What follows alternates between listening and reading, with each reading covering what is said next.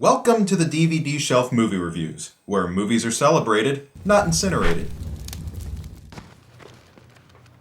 Negro, I may be young, but I'm not your boy. I won't pick your cotton or pick up your dishes. Yeah, I sing, I dance, but I do it with the dignity of my ancestors. I am not your monkey. Right on. Stay black, y'all. Anybody else have their haiku? Robin Williams plays Lance Clayton, a guy who just can't catch a break. He's an aspiring science fiction novelist who has never had a book published. He's the teacher of an extremely unpopular high school English elective class, has a younger girlfriend who keeps her other relationships a secret from him, and most importantly, he has the world's biggest douchebag for a son. Why don't we do something together tomorrow? Like build a rocket? Sure, if you want to. That's retarded. Yeah. But one day, a strange twist of fate suddenly turns Lance Clayton into somewhat of an overnight celebrity and local hero. But how long can he keep the secrets of his success to himself? Dark, satirical, and extremely funny plot turns ensue as Robin Williams delivers one of his best performances in years in World's Greatest Dad. Hello folks, David Rose here. And look, I'm going to be honest with you, this one's going to be pretty tough. I mean, here we have a movie where about 2/3 of the story rests completely on the shoulders of a pretty stunning plot twist. How do you talk about a movie like this without giving too much away? We'll see what we can do today when we take a look at this dark comedy written and directed by stand-up comedian Bobcat Goldthwait. It's been a very rough week for me because recently I found out that my toaster was possessed by the devil.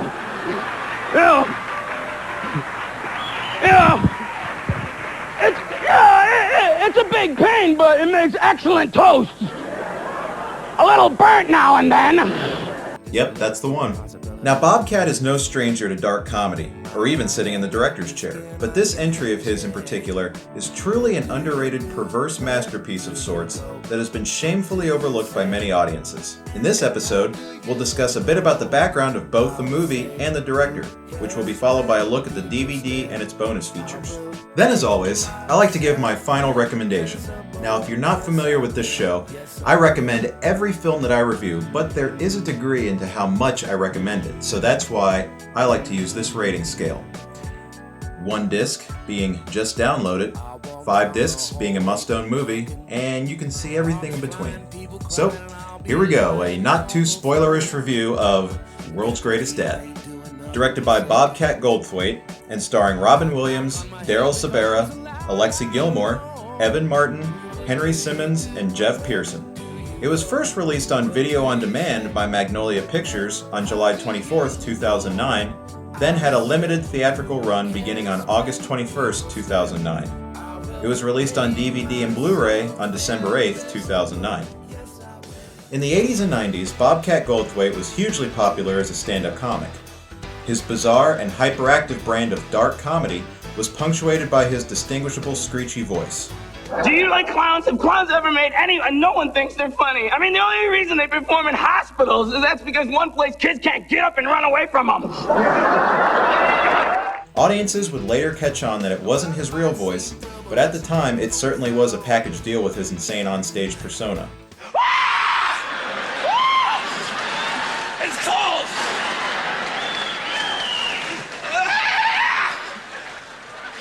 It's freezing! My dick is in my chest!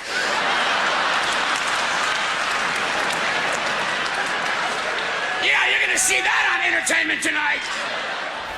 During this time, Bobcat had several TV comedy specials and even made numerous appearances on Jay Leno and David Letterman's late-night talk shows. And there was even an infamous incident in 1994 when he went on Jay Leno's Tonight Show and set one of the stage chairs on fire. Bobcat has also made several stand-up appearances on the Comic Relief HBO benefit specials co-hosted by his friend, Robin Williams. In the early 90s, Bobcat toured with rock group Nirvana and did stand-up shows before their concerts. Bobcat's first major acting role was in Police Academy 2 as Zed McClunk, and reprised the role in the next 2 films in the Police Academy series.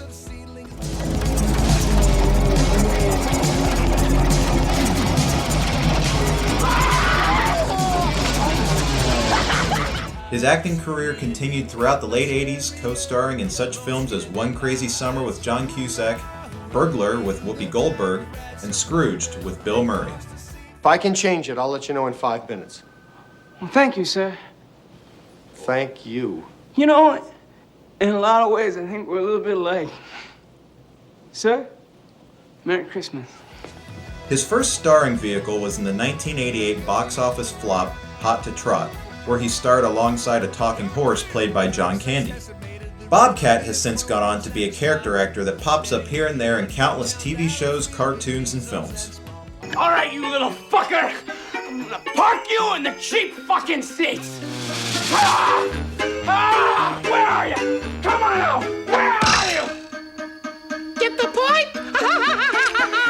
I'm gonna turn you into a greasy little smear, you bastard! Isn't this nice? We're swingers. We're into swapping.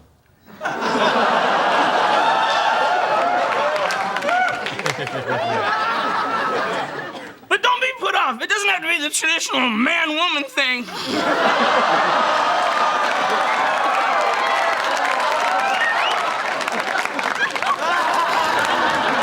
You're the reason I went into comedy. If it weren't for you, I'd be a doctor. Yeah, right. Thanks. In more recent years, however, Bobcat has dropped the crazy antics, ditched the voice, and virtually abandoned the loose cannon character he was famous for playing on stage and screen. But Bobcat is still able to deliver his off-color sense of humor as a writer-director. His first foray into writing and directing was in 1992's Shakes the Clown, a dark comedy starring Bobcat as a depressed, alcoholic birthday party clown who was framed for the murder of his boss. The film was another box office bomb for him originally, but has gone on to become somewhat of a cult favorite on video and DVD. Interestingly, the film features an early appearance from a young Adam Sandler and also features a hilarious cameo by none other than Robin Williams. Bobcat put directing off to the side until the early 2000s when he directed episodes of the Comedy Central shows Strip Mall and Crank Yankers. How much are the crawlers?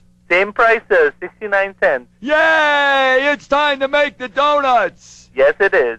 Do you make the donuts with your butt? Yeah, if you want to eat it. Yay! It's time to make the donuts with your butt! He went on working for Comedy Central, directing episodes of Chappelle's Show and The Man Show, hosted by Adam Carolla and Jimmy Kimmel.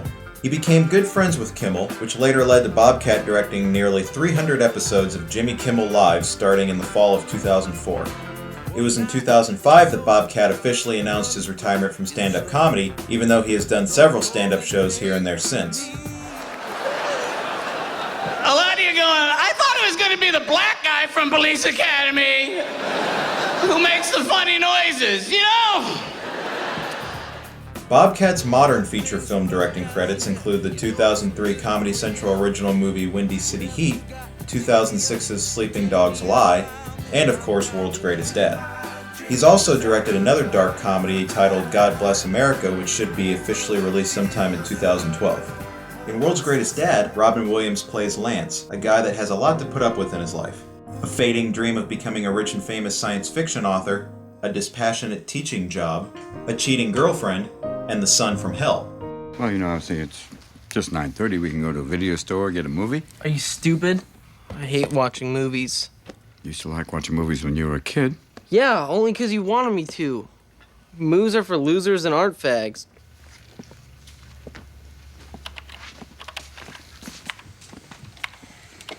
I like your dad. My dad? He's a fucking idiot. Kyle spends his days surfing the web looking for the raunchiest of porn sites, getting in trouble at school, and strongly hating his father for no good reason. Your son? I thought he was a zombie. I wish. I like zombies. Oh. You can tell Lance tries to be a good dad, but Kyle always finds a way to insult him in return. Dad, okay, look, it's bad enough being seen with a teacher as a dad, but being seen with two teachers is AIDS. Okay, get dressed, put on something nice. If you don't act right at dinner, I'll stab you in the face. But for reasons you'll have to find out on your own, it's the movie's every intention that you hate the character of Kyle, so that until the film's last frame, you're left questioning your own morals. The movie really makes you think about how we tend to see a certain person depending on the circumstances. But in Lance's case, you'll just have to find out what that is for yourself. Well, pretty spoiler-free, huh? But I can see how it's hard to market a movie like this to John Q. moviegoer. I mean, the smallest slip of the tongue, you've given away everything the movie's trying to surprise you with. and I guess saying that there's a plot twist in the middle kind of is a spoiler in and of itself. But the marketing they were able to pull off didn't really do the film any favors either. Just look at this poster. In no way does it remotely reflect the nature of this film. Hell, just look at the font alone, which is something they obviously want you to notice. It's pretty similar to those big, bold, cartoonish fonts that you see on posters for a lot of really lame comedies and family movies over the past several years. And what's with that anyway? Have you noticed this trend in movie posters where it seems that the harder the movie is trying, the bigger and bolder and redder the font seems to get? Hell, even Robin Williams himself is guilty for starring in movies like this. But I hate to name names. Look at what we have here. Old Dogs, huh? Yeah, unfortunately this Disney turd was released around the same time as World's Greatest Dad. It starred Robin Williams and John Travolta, and I'm sure people see the World's Greatest Dad DVD or the movie poster and mistake it for that movie. Boy, what a fun family movie night that must have been. Honey, I'm home. Oh dear, did you remember the movie for tonight? Sure did, Snookums. World's Greatest Dad. You know, that new Disney movie with Robin Williams and John Travolta? That ought to shut the kids up for a good 90 minutes. I'll get the snacks ready, Pumpkin. What is it? Ooh, is that one being crapped on? Happy birthday, it's fucking German Scheiser porn. Alright, dude, it's fucking hot, right, yo? No, dude, what the fuck is wrong with you, yo? Shit's huge in Germany. Oh, yeah, well, we're not in Europe, and I don't like that kind of stuff. Yeah, I know, it's because you're a fag. Dude, it's gross. I'd do it. To someone. Oh. I would. I'd chili dog her. Silly dog. I need to watch more Disney movies. The DVD cover here has sort of the same problem. It has the same bold comedy font like the poster. The film's only lifeline that might draw in some viewers is the endless list of one-word positive reviews from critics on the cover. It's a shame though, because people really need to look beyond its face value and give this darkly funny and sardonic little movie a watch.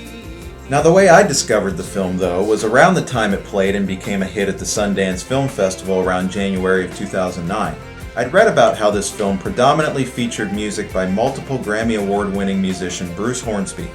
Bruce Hornsby's a fag. He's got kids, Kyle. You have a kid, and you're a fag. Why? Because I like Bruce Hornsby. Yeah. Well, put on some music you like, Kyle, okay? No, I fucking hate music. You hate music? Yeah. All music? Yes. This comes full circle when Hornsby makes a cameo appearance towards the end of the film. Being a fan of his music myself, I was intrigued when I had read that this little Bobcat Goldthwait flick had included several Bruce Hornsby songs. Those are just two names that you'd never think would be associated with each other. Bruce Hornsby? Hornsby has had a musical career that's lasted nearly 30 years, but he tends to fly under most people's radars. With a wide scope of distinctive musical stylings ranging from sweeping rock ballads to soulful freeform jazz compositions to bluegrass and beyond, not only has he released over 15 albums of his own, he's also collaborated with other artists including Huey Lewis, Elton John, Don Henley of the Eagles, and the Grateful Dead amongst countless others. He has quite a knack for storytelling that comes through in his at times dark lyrics that you don't really get on just a first listen. He's written songs for a couple of Spike Lee's films, who has, in turn, directed several of Hornsby's music videos. I just like Bruce's music, you know. Simple as that for me. The master piano player certainly has several decades worth of music to choose from for those interested. The soundtrack for World's Greatest Dad acts as a nice little companion piece for fans of his music, and these songs really add to the tone of the film. Thank you, Bruce Hornsby. So, here we have the DVD, and for a relatively low-budget movie that was pretty overlooked, this has quite a few special features on it, and the same features can be found on the Blu-ray. They include a few deleted scenes, several bloopers. Yeah, top that, Huey Lewis. A couple of behind-the-scenes featurettes, a music video, and a funny and in-depth feature-length commentary from Bobcat Goldthwait. And it's worth a listen if you enjoy the movie. That being said, let's go to the final recommendation. Now personally, I was so surprised at how I was engaged with this movie that I want to give it a 5-disc must-own movie rating. But I realize that the cynical and at times devious sense of humor might turn some people off, so I'm going to have to give my recommendation a 4 out of 5. Buy it if you run across it. But take it from me, it's a strong 4 out of 5. And I'll definitely be looking forward to Bobcat's directing work in the future. And besides, in what other movie are you ever going to see Robin Williams this hairless? So, there you have it. A look at World's Greatest Dad that hopefully didn't give too much away. Stay tuned to HappyDragonPictures.com for more episodes of the DVD Shelf movie reviews. Subscribe to Happy Dragon Picks on YouTube, like Happy Dragon Pictures on Facebook, and you can now follow Happy Dragon Pictures on Twitter at HappyDragonDave. So, see you next time. But for now, this one's going back on the DVD Shelf. They're not kidding when they say that raising a child is the toughest job you'll ever love.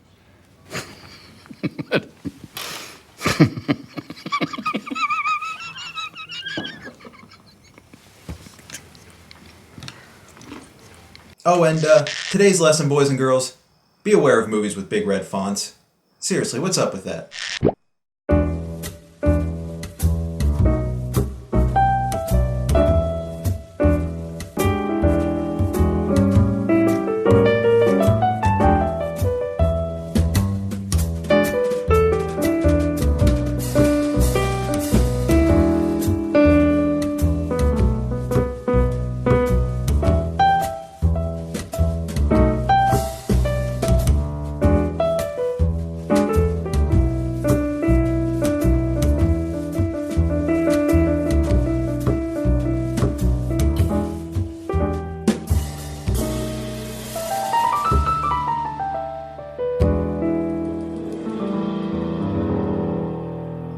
Seriously.